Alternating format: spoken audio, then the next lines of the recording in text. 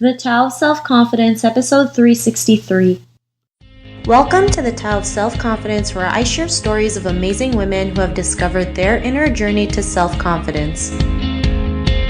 Visit our website at thetaoofselfconfidence.com. Your inner journey to self-confidence awaits. Well, hello friend. Welcome to the Tao of Self-Confidence, where I share stories of amazing women who have discovered their inner journey to self-confidence. I'm your host today, Sheena Yap Chan, and today I have a phenomenal lady on the show today. She is the producer and co-host of the podcast called Feast Meets West, and I'm just really excited to have her on today to share her story about self-confidence. So without further ado, I'm going to introduce you to Iris Van Kerckhove. Iris, how are you today? Maybe you can fill in a little bit more by yourself to the listeners. I'm great. It's 9 a.m. here in Hong Kong.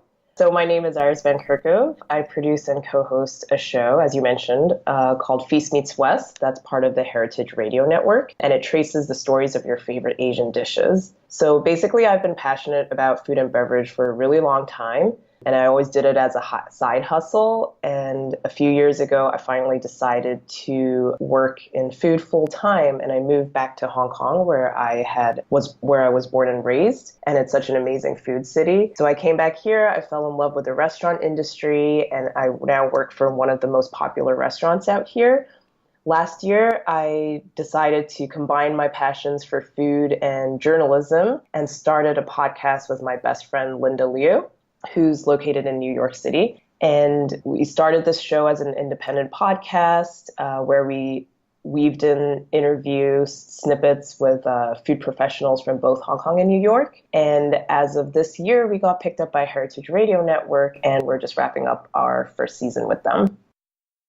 Awesome. Well, thanks for sharing that. And you picked probably one of the best places to be in the food scene. Like Hong Kong has like some of the best things to eat, especially their dim sum. So I just wanted to share that. And Iris, what's your cultural background? So this is going to sound a little familiar to some of your listeners because my sister was actually on the show not too long ago. I'm ethnically half Hong Kong Chinese and half Belgian. I grew up in Hong Kong and I had always attended British international schools. And then I moved to New York City when I was 17 and moved back to Hong Kong at age 27 to pursue my passion for food. So culturally, I'm this weird mix of Hong Kong Chinese, New Yorker with a little European influence and a self-deprecating British sense of humor. Awesome. Well, thanks for sharing that. And what would be your favorite self-confidence quote? So I don't remember the exact quote, but there was this one line in Robert Holden's book, Shift Happens, which is all about positive psychology, where he essentially asks, do you want to be right or happy? It always stuck with me for some reason. I think on the surface, it might sound like almost the anti-self-confidence quote because we all think confidence is centered around being right and knowing everything.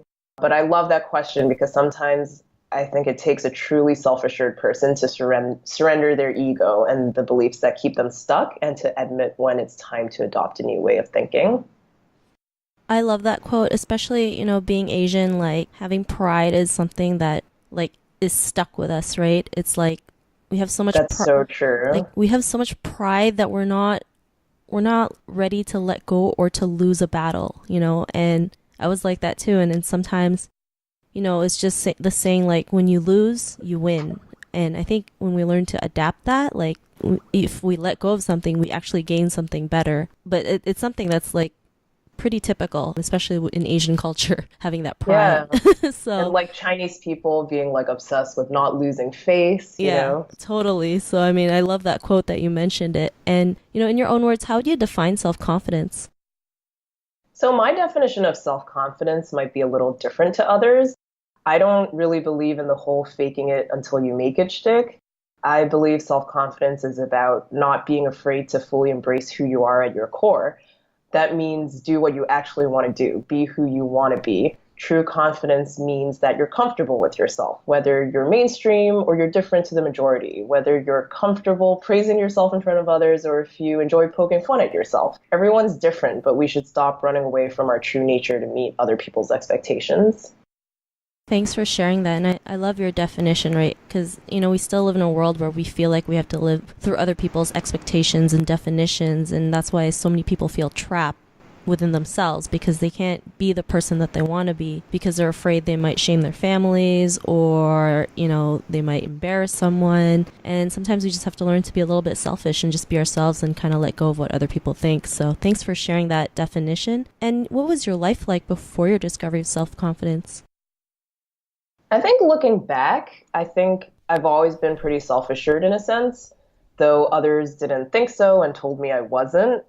People kind of took the fact that I vocalize a lot of self-doubt and worry, or the fact that I'm very comfortable with pointing out my shortcomings, as a sign of low self-esteem. But I've never wanted to betray who I am to fit in or fit what people describe as a successful, confident person. So I'm really proud of myself for sticking to my guns even when I was at a younger, more impressionable age. I think as I got older and discovered my self-confidence, I haven't really changed much as a person, but I've learned to better trust myself, be happier with my decisions in life, and not to second guess myself so much. And sometimes just getting out of your own way is the best thing you can do to achieve a success. I totally agree with you about that, especially getting out of our own way, because we're so great at like being our own worst enemy. Yeah, for the, sure. the second guessing, the indecisiveness, the procrastinating, over analyzing, that it stops us from doing stuff. And I'm guilty of that. I mean, I sometimes over analyze to the point where I don't even remember what I was thinking about. But it's something that we can learn to overcome. And what was that aha moment in your life when you realized you were, the confident person that you are today?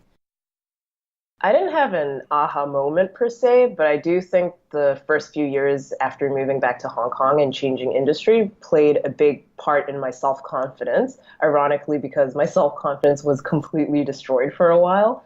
Not only was moving to the other side of the world without a job, relevant job experience, or friends a challenge, but I faced all kinds of trials and tribulations in my personal life as well, such as heartbreak, death of a loved one, and losing a job. And I think after going through all of that, I was reminded how strong I am and how great my intuition has always been, and that whenever I try to ignore that intuition and be someone I'm not, it's the wrong path.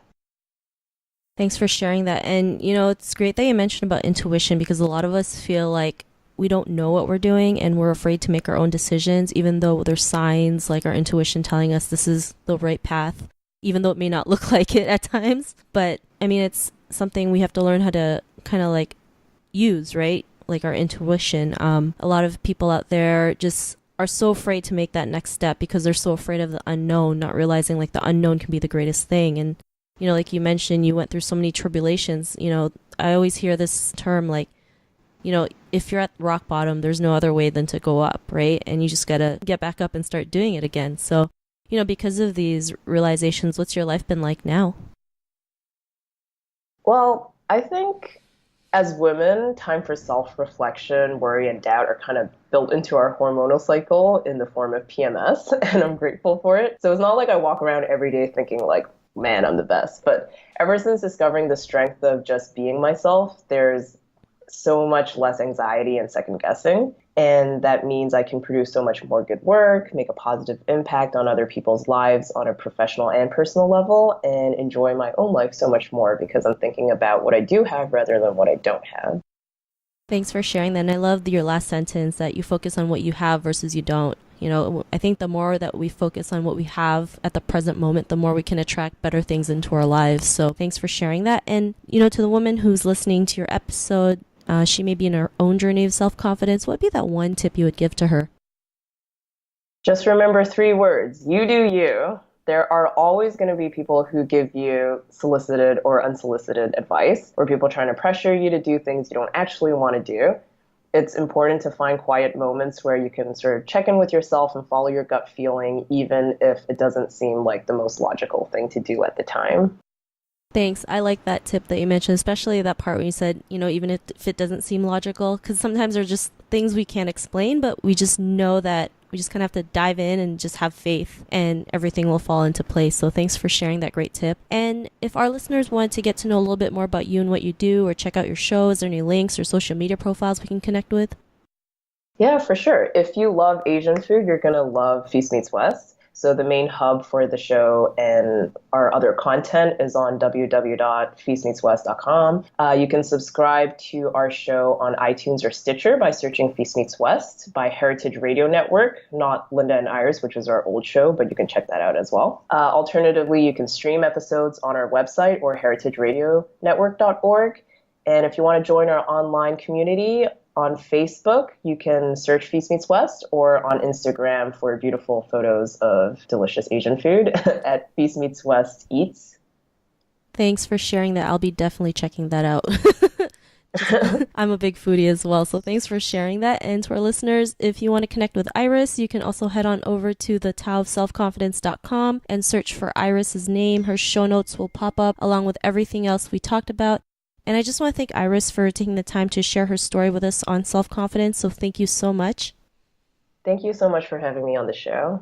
Not a problem. It was great having you on the show. And to our listeners, be on the lookout for another new episode of another amazing woman's journey to self-confidence, and we'll talk to you soon. Bye for now.